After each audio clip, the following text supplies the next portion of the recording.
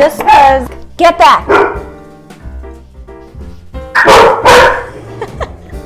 Oh my God. I'll be back. Hey guys, welcome to 7 Spice Life Baking Edition, and today we are making black and white NYC cookies. If you don't know what those are, I highly suggest you look them up or make the recipe yourself. These cake-like cookies are an awesome treat, and for some reason they just scream Christmas to me. I don't know why. Maybe it's because I spent my time when I was living in New York during the winter season, and I would always grab myself a black and white cookie whenever the mood struck me. These are really beautiful and they're eye-catching, but the reason why I want to make my try at these is because most of the recipes out there are pretty much the same, and a lot of them use almond extract or lemon zest or lemon extract as Zabar's does, but today I'm putting my own spin on them by adding a little bit of cardamom and labneh instead of the sour cream or buttermilk that most people use. So you'll want that, and you'll also want some whole milk, which I haven't put out yet, but I will. So in this recipe, I'm using 1 3/4 cup of flour, 1 cup of sugar, 1/3 cup of labneh, 1 egg, 10 tablespoons of butter, and a teaspoon of vanilla extract and a teaspoon of almond extract.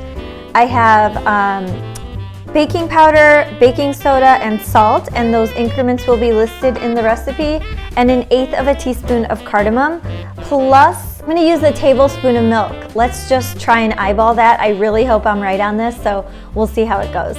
All right, let's start baking. Okay, so the first thing you're going to want to do is make the cookie dough batter. I'll get to the icing ingredients after we're done with this.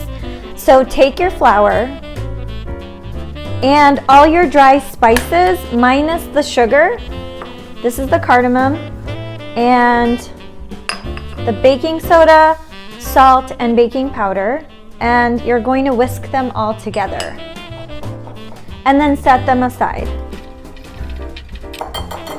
Grab all your butter and your sugar, and you're going to mix them together until they're light and frothy and everything is nice and incorporated together. It's very important you use room temperature butter and room temperature egg. Actually, you want all your ingredients to be pretty much room temperature. So this is 10 tablespoons of butter, and I just left it on my counter overnight. That's soft enough so that you can do this the next day. So add the sugar to the butter. And I'm using a handheld mixer here because I want to show you the ingredients.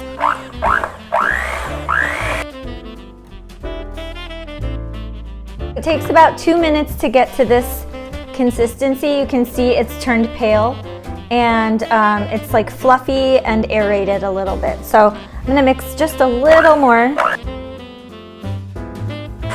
And then I'm going to add the egg and the extracts. Over mixing makes the batter not taste so good when it's all baked and ready. So don't over mix, guys. Make sure you scrape down the sides of your bowl with a spatula or some kind of spoon so that you can get all the ingredients incorporated. So I've gone ahead and done that. I'll give it another mix just to make sure everything's in there.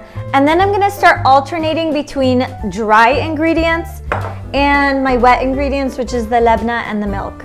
So I'm going to start about adding like 1/3 of the flour. And then I'm going to add the milk. Another 1/3 of the flour. Again, making sure not to overmix. And it's seeming a little too dry, so I'm going to add half the labneh. And you can see it's starting to look like a cake batter. So now I'm going to add the rest of the flour, and I'll give it a mix and stop, and then add the rest of the labneh. And I think the labneh is going to give it a really tangy sour cream cookie type taste, which I'm really excited about. So I hope this works as well as I have it planned.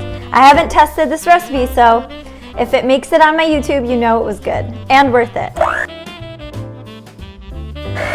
Okay, it's just barely incorporated, and I want to scrape down the sides of the bowl so that I make sure to get everything. It looks really pretty, and I bet it's going to be delicious. My dog's like right down here trying to catch any drips or spills or splatters. It's time to scoop it onto my cookie sheet. My oven is preheating to 350. I have a cookie sheet lined with silicone baking mats. You can use parchment paper, and you can use 2 cookie sheets or 1 large one. This is a large one. And I'm using an ice cream scoop because I want fairly large cookies and I want them uniform. People have different sizes they use. I'm making mine kind of big. And you want to space them out really well, so they're about 4 inches apart. It looks like I might need another cookie sheet. I'm gonna pop these in the oven because they're ready to go, 350, and time it for about 16 minutes to see where they are. You wanna pull them out of the oven when they're golden around the edges, okay? Okay, 4 more, in the oven they go.